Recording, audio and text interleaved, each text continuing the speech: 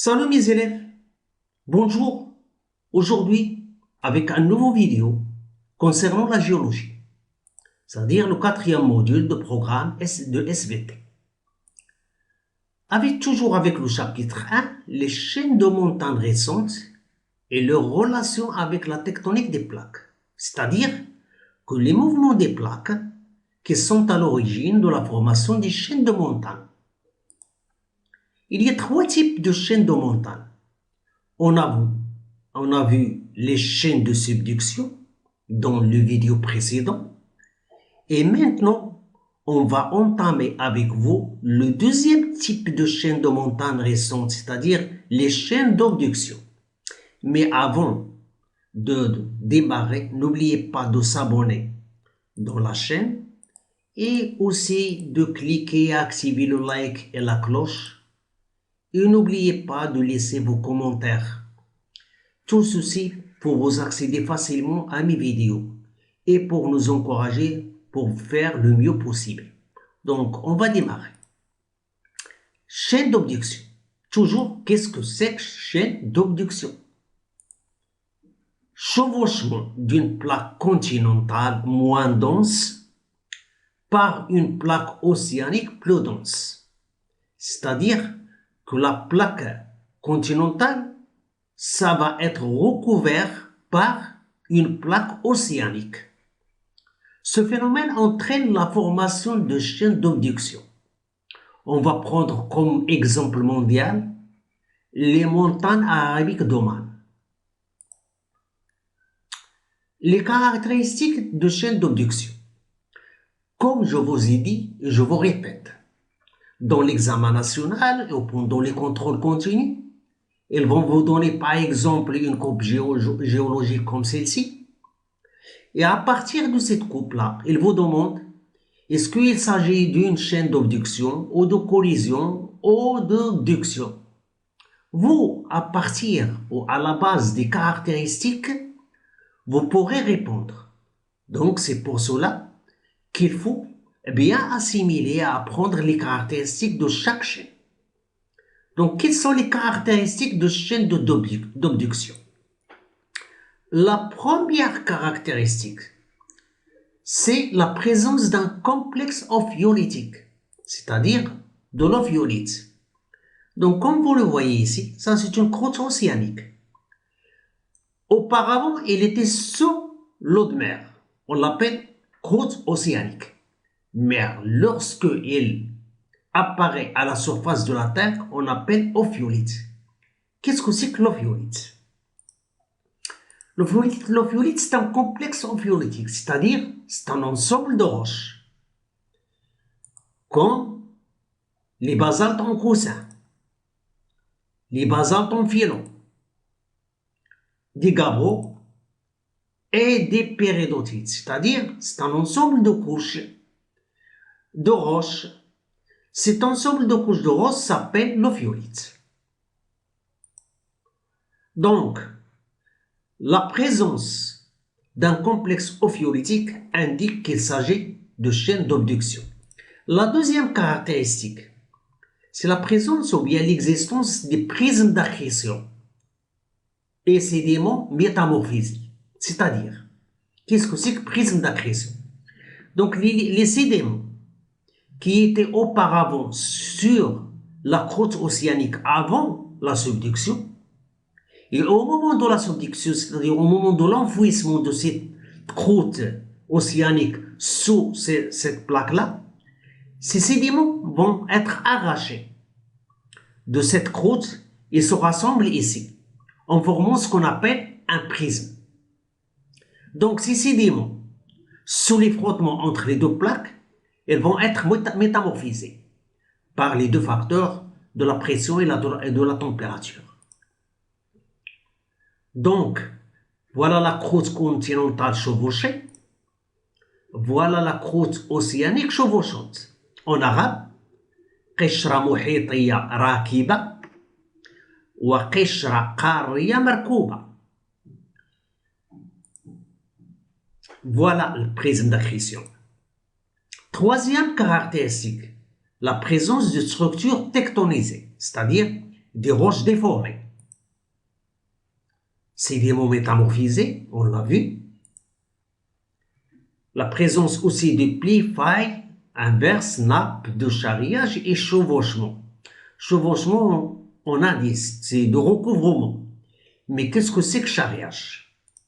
Voilà les nappes de charriage. Donc ces blocs-là, auparavant, il était ici. Mais seules les conditions de pression entre les deux côtés, ces blocs-là vont migrer de ce lieu vers ce lieu. Donc, qu'est-ce que c'est que nappe de charriage? Nappe de charriage, ce sont des blocs de roches qui ont migré de plusieurs kilomètres loin de leur zone d'origine à la suite de forces de compression. Donc, comme vous voyez ici, il y a trois caractéristiques qu'il faut bien assimiler. Mécanisme d'obduction, c'est-à-dire les étapes ou bien le processus à travers laquelle se forment les chaînes d'obduction.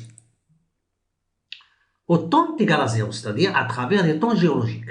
Au temps est égal à 0, il y a ici deux plaques. Plaque A continentale, plaque B continentale.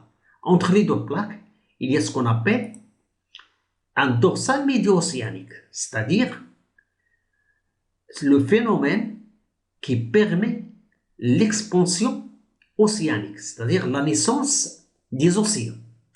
Donc les plaques s'éloignent, s'écartent et donnent naissance à ce qu'on appelle un océan. Donc lorsque ce dorsal est actif, c'est-à-dire il est en fonction, il y a divergence, c'est-à-dire il y a éloignement ou bien écartement des deux plaques. Et ce qu'on appelle naissance d'un océan. Mais au temps est égal à 1, il arrive que ce phénomène-là, ou bien le dorsal médio-océanique, n'est plus activé. Donc, il y a convergence. Au lieu qu'il y a ici distension, il y a ici ce qu'on appelle rapprochement des deux plaques. C'est une compression. Compression des deux côtés. Donc, les compressions des deux côtés fait rapprocher les deux plaques entre elles. C'est-à-dire la plaque A se rapproche de la plaque B. C'est ce qu'on appelle convergence. Et vous voyez ici, là, l'océan va être progressivement se fermer. Grande cassure au niveau de la croûte océanique, c'est-à-dire subduction intra-océanique, début de fermeture océanique, c'est-à-dire que l'océan va être progressivement se fermer peu à peu. Au temps est égal à T2. Comme vous voyez ici, il arrive toujours les conditions, bien les compressions des deux côtés. La croûte océanique de la plaque B va envahir, c'est-à-dire va recouvrir la plaque A. Donc, ce qu'on appelle ici le phénomène d'obduction. La fermeture progresse, c'est-à-dire de l'océan. La plaque A, ici, toujours sous l'effet de force compressive, se rapproche de la zone de subduction. Et il y a finalement obduction de la croûte océanique, la voilà, sur la plaque de la plaque B, sur la plaque continentale A. Ça, c'est... Et évidemment, la formation des chaînes de montant d'obduction. Au temps est égal à 3, toujours sous l'effet de force compressive, il arrive finalement que la plaque A affronte directement la plaque B. Ce qu'on appelle collision entre deux plaques continentales. Et la croûte ou la portion de la croûte océanique qui a été subobductée sur A va être prisonnée entre deux plaques, la plaque A et la plaque B. Ils forment ce qu'on appelle suture ophiolithique. Donc voilà les critères qui vous montrent, qu'il y a un phénomène d'obduction. Aussi, la présence de sutures ophiolitiques indique qu'il y a aussi ce qu'on appelle un phénomène d'obduction. Et élévation des reliefs et formation de montagnes d'obduction. Le bilan pédagogique. On va faire un résumé. Sous l'effet de force compressive, la croûte océanique subit une faille inverse, c'est-à-dire grande cassure. Voilà, qu'on voit ici. Voilà la grande cassure. Voilà ce qu'on appelle faille inverse. Pourquoi on dit faille inverse? Parce qu'il y a un bloc élevé contre le centre de gravité de la Terre. Contre le centre de gravité de la Terre. Voilà. Il y a un bloc abaissé. Ça, ce qu'on appelle un faille inverse. Début d'une fermeture d'un océan, c'est-à-dire l'océan va peu à peu se fermer jusqu'à ce qu'il finit par disparaître. Cette fermeture persiste avec la continuité des forces de compression. Ceci fait rapprocher la croûte continentale de la plaque chevauchée, voilà la plaque chevauchée, vers la zone de subduction. La plaque chevauchée va se rapprocher vers la zone de subduction. La continuité de force compressive pousse la croûte océanique de la plaque chevauchante, c'est-à-dire le l'ophiolite, à envahir la croûte continentale chevauchée. Cet ophiolite permet la formation des chaînes d'obduction. Donc voilà la portion de la croûte océanique de la plaque chevauchante qui va envahir la plaque A et forme les chaînes de montagne d'obduction. Donc voilà le phénomène d'obduction qui apparaît sur cette coupe géologique. Et à bientôt pour un nouveau vidéo.